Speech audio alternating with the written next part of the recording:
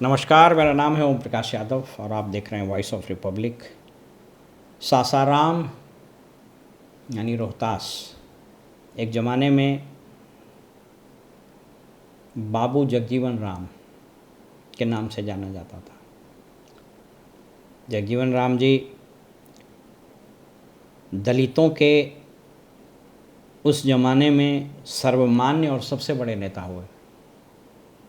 प्यार से उन्हें लोग बाबू जगजीवन राम कहते थे।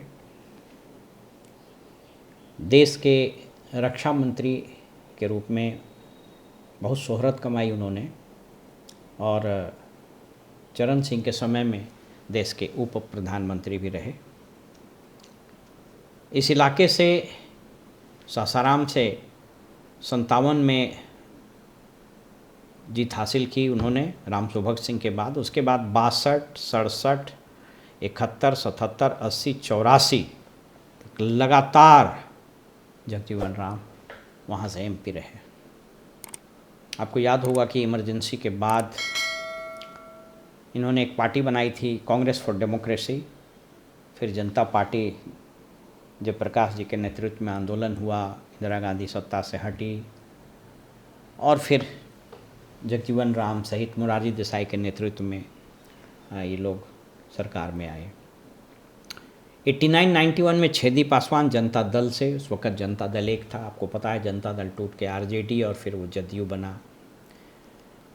96, 98, 99 में मुन्नी लाल एक रिटायर्ड आईएएस अधिकारी हुए, बोकारो वगैरह में डिप्टी कमिश्नर रहे। ये केंद्र में मंत्री भी रहे। इन्हीं के पुत्र शिवेश राम बीजेपी के कैंडिडेट हैं वहाँ से। 2004 और 9 में मीरा कुमार जगजीवन राव की पुत्री वहाँ से एमपी रही और लोकसभा की स्पीकर भी रही। इस बार उन्होंने इलेक्टोरल पॉलिटिक्स को विदा कर दिया है। 14 में छेदी पासवान जीत गए, हरा दिया उनको, और 19 में भी छेदी पासवान को इस बार टिकट नहीं मिला। एंटी इनकम्बेंसी हावी था और बीजेपी के इंटरनल सर्वे में पता चला कि छेदी पासवान वहाँ से चुनाव हार जाएंगे।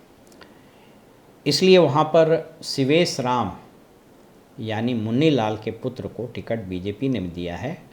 और कांग्रेस ने, एक पुराने कांग्रेसी महिला थी, तो मीरा कुमार भी ने कहा था कि हमको 24 में मैं चुनाव नहीं लड़ूंगी और वहाँ पर किसी स्थानीय व्यक्ति को दे दिया जाए। तो इस उनकी इच्छा से हुआ या नहीं हुआ मुझको नहीं पता है, लेकिन मनोज कुमार भारती पहले वीआईपी से जुड़े हुए थे।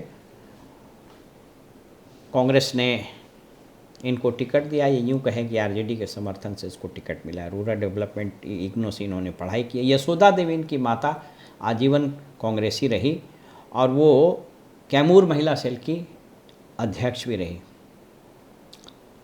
तो इस प्रकार ये जो चुनाव है यह बीजेपी के शिवेश राम और कांग्रेस के मनोज कुमार में होना तय है। ये बताते चलें कि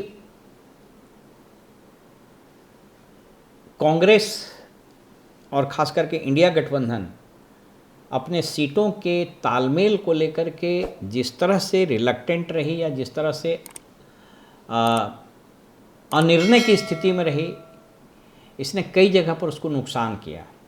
कांग्रेस की एक सबसे बड़ी समस्या है पूरे देश में और ख़ास करके बिहार में भी कि इनके पास न तो अब काडर है न संगठन है।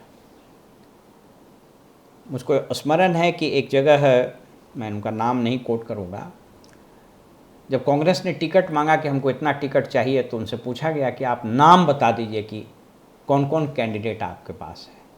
तो समस्या यह भी है कांग्रेस की कि उसके पास अगर 543 कैंडिडेट खोजा जाए कॉन्स्टिट्यूएंसी का तो 543 कैंडिडेट भी नहीं मिले। ये हालत है। कांग्रेस की दुर्गति यूं ही अचानक नहीं हुई। एक चीज़ हमेशा याद रखना चाहिए, किसी भी संगठन में, किसी भी ऑर्गेनाइजेशन में, चाहे वो पॉलिटिकल पार्टी ऑर्गेनाइजेशन हो या बिजनेस का ऑर्गेनाइजेशन हो, अगर फ्रेश ब्लड, नए लोग संगठन में नहीं आएंगे तो पार्टी का कलेवर, पार्टी का तेवर और पार्टी का जो वाइब्रेंस होता है, सस्टेनेबिलिटी होती है, वो जाती रहती है।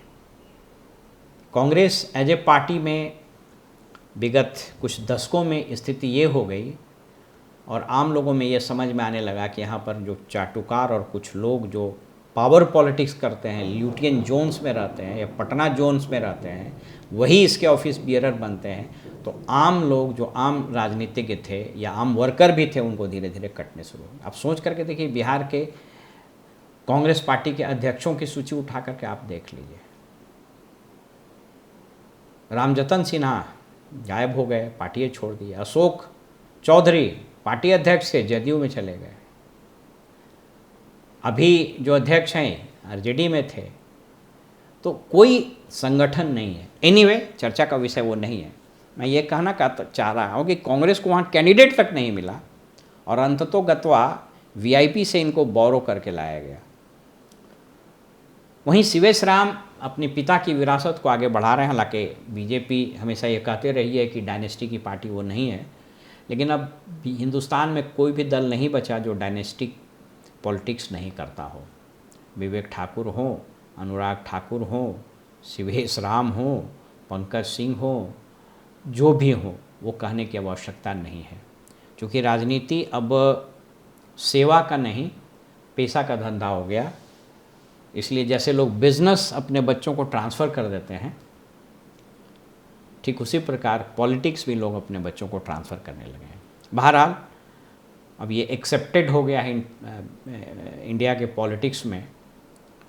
जैसे जुडिशरी में ये कहा जाता है कि कदाचित 1000 फैमिली ही जुडिशरी को मैन करता है।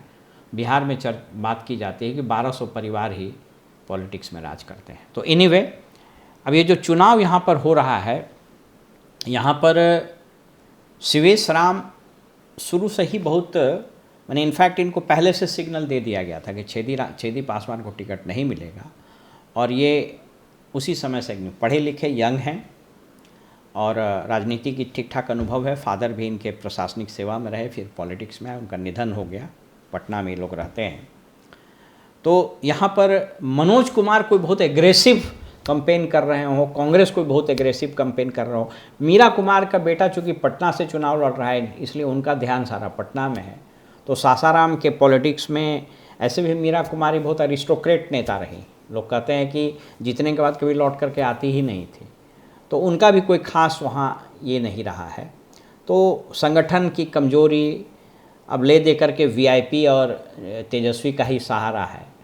तो ये अभी बहुत स्ट्रॉन्ग वहाँ कॉन्टेस्ट कर पाएंगे, इसकी संभावना थोड़ी कम लगती है। वहीं पर शिवेश राम के साथ पूरा पार्टी का संगठन, पूरा नेतृत्व और एग्रेसिव कैंपेनिंग ये लगातार हो रही है। लेकिन एक खतरा उनको है छेदी पासवान से, क्योंकि छेदी पासवान लगातार वहाँ से जीतते रहे और पलटी मारने में वो भी चैंपियन ही हैं। आरजेडी, जदयू, बीजेपी सब जगह वो चले गए। तो इस बार भी वो प्रयास कर रहे थे कि संभवतः आरजेडी से टिकट हमको मिल जाए। जो मीडिया में खबर आई, उसको मैं सब्सटेंशिएट नहीं कर रहा। तो ये सारी चीज़ें वहाँ मिला जुला करके शिवेश राम को थोड़ा डैमेज कर सकता है। लेकिन जो लास्ट फेज में नैरेटिव्स बन रहे हैं, जैसा मैंने कहा कि वो बनारस से बड़ा प्रभावित होता है वो इलाका, socio economic, cultural, political contiguous होने के नाते चीज़ें वहाँ पर बदलती है। अब अगर इस लोकसभा में विधानसभा का कॉन्फ़िगरेशन देखिएगा तो भी आपको बहुत चीज़ें स्पष्ट होंगी। जैसे यहाँ पर जो विधानसभा के क्षेत्र हैं, मोहनिया, संगीता कुमारी आरजेडी से, ये भी पलटी मार दी। पलटी मार के कॉन्फिडेंस मोशन में बीजेपी में चली गई या जदयू में चली गई, इसलिए कि इनको पता था कि इस बार शायद आरजेडी से टिकट भी नहीं मिलेगा। यंग है, लेकिन इनके बारे में वहाँ पर जो सूचनाएं प्राप्त हो रही हैं, एक तो कोई काम नहीं की है और पैसे के लेन देन आदि में बड़ा इनका कई जगह नाम आता है। तो एनीवे, वो पलटी मार दिए। भभुआ में भरत बिंद आरजेडी, बीच में इनका भी हल्ला उड़ा था कि शायद ये भी चले जाएंगे। चैनपुर से जमा खान, ये बीएसपी से जीते थे और बीएसपी का वही हसर होता है सब जगह बिहार में, जीते और जदयू में चले गए। मुरारी गौतम, ये कांग्रेस के थे और पलटी मार के भी चले गए। सासाराम से राजेश गुप्ता और करगहर से संतोष कुमार मिश्रा, ये इंडियन नेशनल कांग्रेस में। तो इस जिले से 1, 2, 3 लोगों ने पलटी मार दी, यानी 6 विधानसभा में 3 विधानसभा क्षेत्र के एमएलए पलटी मार चुके हैं। इसलिए नीतीश कुमार जी का सपना ये लोग इस कॉन्स्टिट्यूएंसी ने पूरा कर दिया है। कहने का तात्पर्य है कि यहाँ पर एक चीज़ और समझने की बात है कि इन इलाकों में भी जगदानंद जी की बहुत अच्छी पकड़ है।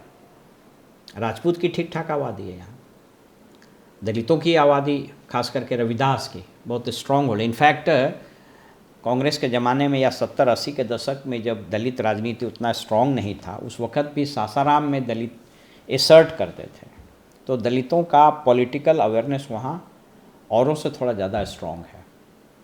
क्योंकि जगदानंद सिंह अपने बेटे के लिए बक्सर में ज़्यादा एंगेज हैं, इसलिए यहाँ पर भी बहुत ज़्यादा समय नहीं। और वैसे भी इस बार इंडिया गठबंधन में तेजस्वी और सहनी के अतिरिक्त कोई नेता प्रचार करने के लिए नहीं निकला, या शायद निकाला नहीं गया उसको। ये हो सकता है कि तेजस्वी की इसकी स्ट्रेटजी भी हो, लेकिन इससे एक नुकसान भी होता है। और कई बार जो ओल्ड स्टाइल वार्ड्स हैं, अगर वो नेग्लेक्टेड फील करते हैं तो उसका आने वाले समय में खमियाजा भुगतना पड़ता है। वो खमियाजा ये भुगतना पड़ता है कि अगर आप जीते तब तो सेहरा आपको जाएगा, लेकिन अगर हारे तो वो सारा कांटा भी आपको अपने सर लेना पड़ेगा, क्योंकि फिर वो आप ये नहीं कर सकते हैं कि उसके चलते हारा, उसके चलते हारा। बहरहाल यहाँ पर कांग्रेस को और बीजेपी की टक्कर में बीजेपी को बढ़त मिलती हुई दिखती है। फिलहाल 1 तारीख को जब चुनाव होगा तो चुनाव के रुझान और लोगों से बात करने पर पता चलेगा कि वोटिंग का पैटर्न क्या रहा है। फिलहाल हमें इजाज़त दीजिए और आप देखते रहिए वॉइस ऑफ रिपब्लिक। नमस्कार।